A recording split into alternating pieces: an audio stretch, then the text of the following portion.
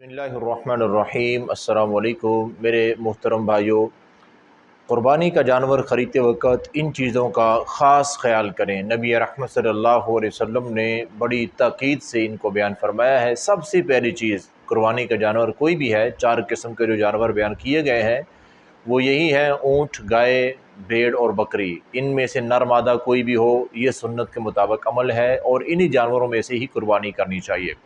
لیکن ان تمام جانوروں کے لیے شرط یہ ہے کہ ان کا دوندہ ہونا لازمی ہے۔ کوئی بھی جانور آپ خرید رہے ہیں، اس کے دانت چیک کریں، اس کے دودھ کے 2 دانت جو ہیں وہ گر چکے ہوں تو یہ دوندہ جانور ہے۔ اگرچہ نئے دانت جو ہیں وہ آ چکے ہیں یا نہیں بھی آئے، نظر نہیں بھی آ رہے، تو مطلب کیا، جب دودھ کے دانت گرتے ہی اس وقت ہیں جب نیچے سے 2 نئے دانت آ رہے ہوتے ہیں۔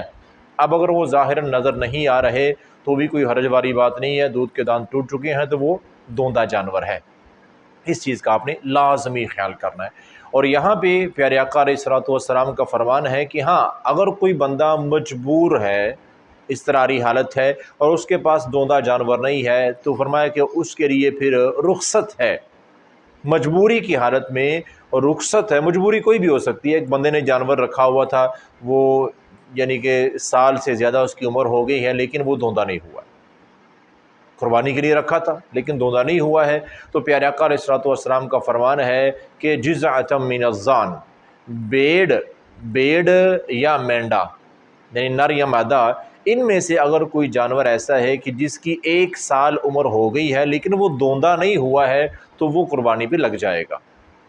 اس کے علاوہ بکرا بکری یا گائے بیل یا اونٹ اونٹنی، ان کا دوندہ ہونا لازمی شرط ہے۔ ایک چیز تو اس چیز کا خیال کریں۔ اور دوسرا، کچھ عیب نبی کریم صلی اللہ علیہ وسلم نے بیان فرمائے ہیں کہ جانور خریدتے وقت اس چیز کا خاص خیال کرو۔ سب سے پہلا فرمایا کہ آپ نے فرمایا کہ 4 لا تجوز فی الاضاحی، قربانی کے جانور میں 4 عیبوں کو قبول نہیں کیا جائے گا۔ پہلا عیب کیا ہے کہ جانور کا لنگڑا ہونا۔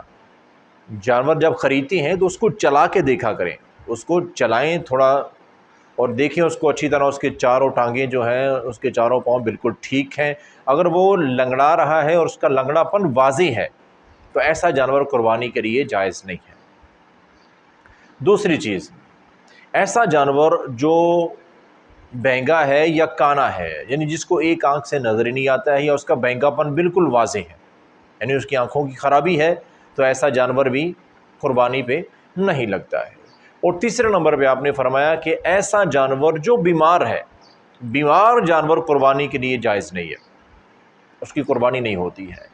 اور چوتھے نمبر پر پیارے آقا علیہ الصلوۃ والسلام کا فرمان ہے کہ ایسا جانور جو بیمار تو نہیں ہے، لنگڑا بھی نہیں ہے، کانا بھی نہیں ہے، بظاہراً تو ٹھیک ہے، لیکن وہ جسمانی طور پر اتنا کمزور ہے کہ لا تنکی، اس کے سمجھو کہ ہڈیوں میں گودا ہی نہیں ہے، اتنا کمزور مریل سا جانور، تو فرمایا کہ ایسا جانور نہیں۔ قربانی کے لیے اگر جانور ذبح کرنا ہے تو وہ جانور ذبح کرو جو تمہیں خود کو بڑا پیارا لگتا ہو، یعنی کہ تندرست موٹا تازہ جانور ہونا چاہیے۔ اپنی استطاعت کے مطابق قربانی کریں لیکن جانور تندرست صحیح سلامت ہونا چاہیے۔ یہ ہم نے قربانی کرنی ہے اللہ کے حضور بطور یعنی کہ نیکی کی غرض سے ہم نے اس عمل کو کرنا ہے، تو اس میں جان چھڑانے والی بات تو نہیں ہے نا کہ جو مریل سا جانور ہے، بالکل جس کے اندر کوئی گوشت بوٹی نام کی چیز ہی نہیں ہے، ہڈیاں ہی ہڈیاں ہیں، تو اس کو ہم قربانی کے لیے رکھ لیں۔ فرمایا کہ یہ جائز نہیں ہے۔ ان 4 چیزوں کا خاص خیال کرنا ہے۔ اور اسی طرح اس بات کا بھی خیال کریں کہ جانور کا جو کان ہے وہ کٹا ہوا نہ ہو اور سینگ ٹوٹا ہوا نہ ہو۔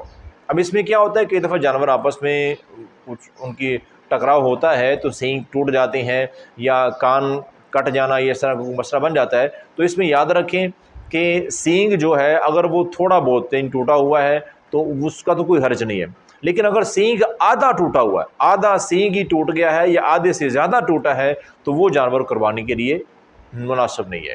اور اسی طرح کان کا کٹا ہونا، اگر کسی جانور کا کان آدھا کٹا ہے یا آدھے سے زیادہ کٹا ہے تو وہ قربانی پہ نہیں لگے گا۔ ہاں، اگر آدھے کان سے کم کٹا ہے، تھوڑا بہت کو کٹ لگا ہوا ہے، تو اس کے تو اتنا حرج والی بات نہیں ہے۔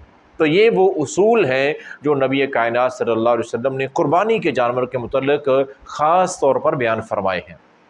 تو ہمیں چاہیے کہ ہم جو بھی عمل کریں اللہ تعالیٰ کو پسند آ جائے، اللہ تعالیٰ قبول فرما لے، اور اللہ تعالیٰ کی عمل کی پسند اور قبول کرنے کے اعتبار سے یہی شرط ہے کہ وہ عمل میرے پیارے نبی حضرت محمد الرسول اللہ صلی اللہ علیہ وسلم کی سنت کے مطابق ہونا چاہیے، اور آپ کی سنت یہی ہے میرے بھائیو جو میں نے آپ کو بتا دی ہے۔